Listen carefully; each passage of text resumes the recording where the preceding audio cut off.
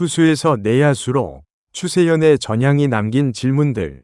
153km 파이어볼러의 포지션 전향, 개인의 결단인가, 구조적 산물인가? 1. 전향의 배경, 단순한 투수 실패가 아니다. 추세연의 전향을 단순히 투수로서의 실패로 해석하는 시각은 사태의 복잡성을 지나치게 단순화한다. 물론 제구 불안이라는 기술적 문제가 존재했지만 이것만으로 2라운드 지명 파이어볼러가 불과 1년 만에 마운드를 내려온 결정을 설명하기엔 충분하지 않다.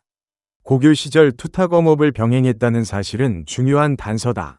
이는 그가 처음부터 순수 투수로만 육성된 선수가 아니었음을 의미한다.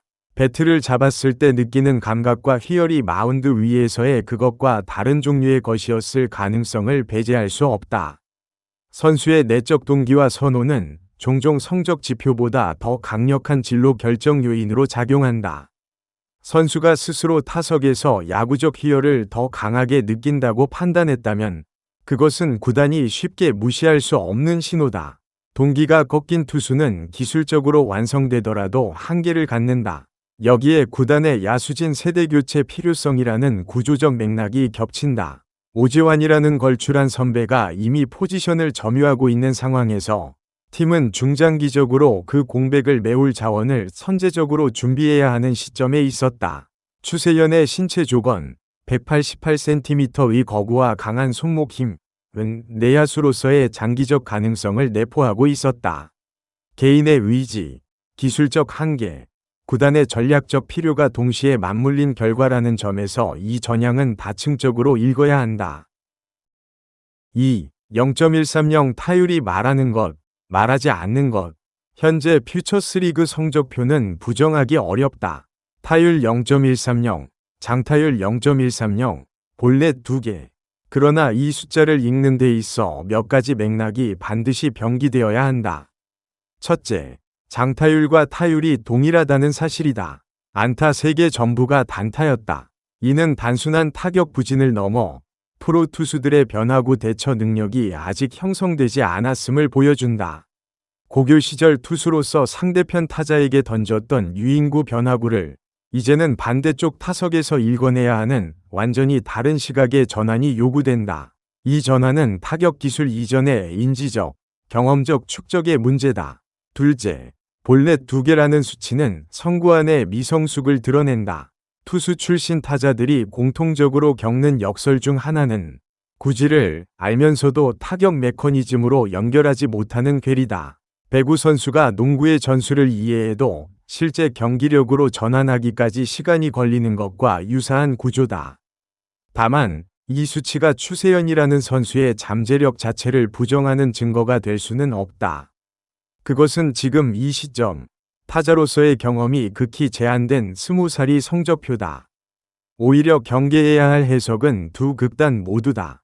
역시 투수가 타자로 성공하기 어렵다는 조기 낙인과 스프링 캠프 홈런 하나로 포스트 오지환이라는 과잉 기대가 동시에 위험하다. 두 해석 모두 충분하지 않은 데이터를 근거로 한 섣부른 결론이다.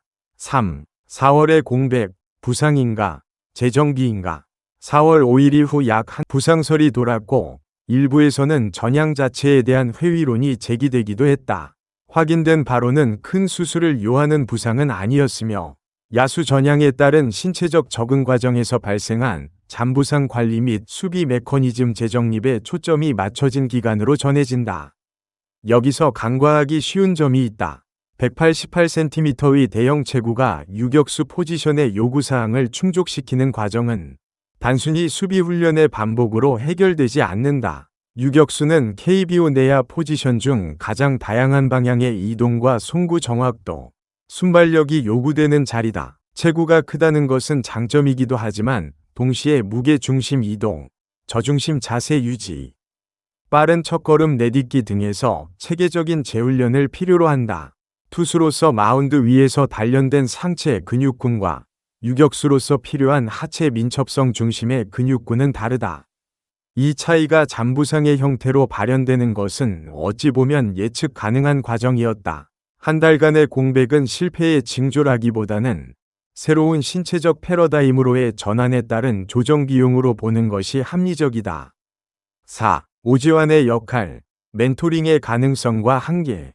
오지환이 개인 자원을 투자해 추세연을 1군 스프링 캠프에 동행시키고 직접 수비와 타격을 지도했다는 사실은 이례적이다. KBO에서 현역 주전 선수가 사비를 들여 유망주를 코치하는 장면은 흔치 않다. 이것이 언론과 팬들의 관심을 집중시킨 이유이기도 하다. 그러나 이 멘토링 구조가 담고 있는 복잡성도 살펴볼 필요가 있다.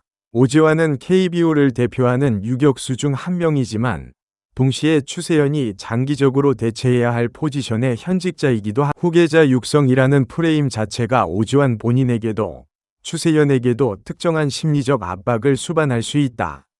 스프링 캠프의 청백전과 시범 경기에서의 인상적인 홈런은 야구 커뮤니티를 흔들었지만 그것이 퓨처스리그 정규 시즌의 환경과 완전히 동일한 조건은 아니다. 시범 경기와 실전의 간극, 그리고 멘토와 후계자라는 역할 설정이 만들어내는 기대의 무게가 20살 선수에게 어떻게 작용하고 있는지는 외부에서 수치로 측정하기 어려운 영역이다. 좋은 멘토링은 선수의 성장을 가속하지만 과도한 기대와 결부된 멘토링은 반대로 선수를 경직시킬 수도 있다. 5. 2군 잔혹사라는 표현의 정확성. 원 기사는 현재 추세연의 2군 기록을 잔혹사로 표현했다. 이 단어 선택이 얼마나 정확한가를 따져볼 필요가 있다. 잔혹사란 통상적으로 가능성이 있는 선수가 외부적 요인에 의해 부당하게 성장을 저지당하는 서사를 내포한다. 그러나 추세연의 현재 상황은 조금 다른 성격을 가진다. 타자 전향 이후 풀타임으로 이 군 경기를 치른 경험 자체가 이번이 사실상 처음이다. 저조한 성적은 시스템의 억압 때문이 아니라 경험의 절대적 부족에서 비롯된 것으로 보인다. 이것은 구조적 피해보다는 성장 곡선의 초기 진통에 가깝다. 물론 이 군 환경 자체가 갖는 심리적 소진 가능성은 존재한다. 기대를 받고 전향한 선수가 저조한 성적으로 수개월을 버텨내야 하는 상황은 정신적으로 소모적이다. 이 부분에서 구단의 세심한 관리가 요구된다. 다만 이를 잔혹사로 명명하기 위해서는 구단의 지원이 부재하거나 방향이 잘못되었다는 증거가 있어야 하는데 현재로서는 그 판단을 내릴 만한 근거가 충분하지 않다. 6. MLB의 관심, 그 함의와 과장 사이. 원 기사에서 메이저리그 구단들이 신분조회 요청을 보냈다고 언급된 부분은 흥미롭지만 맥락 없이 받아들이기엔 주의가 필요하다. MLB 구단의 신분조회는 스카우팅 프로세스의 초기 단계로 그 자체가 선수의 확정적 가치를 보증하지 않는다. 스카우트들이 특이한 신체 조건이나 특정 수치에서 인상을 받을 경우 조회 요청을 보내는 것은 비교적 일상적인 절차다. 이 언급이 선수의 잠재력을 강조하는 수사적 장치로 활용되었을 가능성이 있다. 반면 실제로 복수의 MLB 구단이 관심을 보였다면 그것은 추세연의 원초적인 피지컬과 구속이 국제 수준에서도 주목받을 만한 것이었음을 의미한다.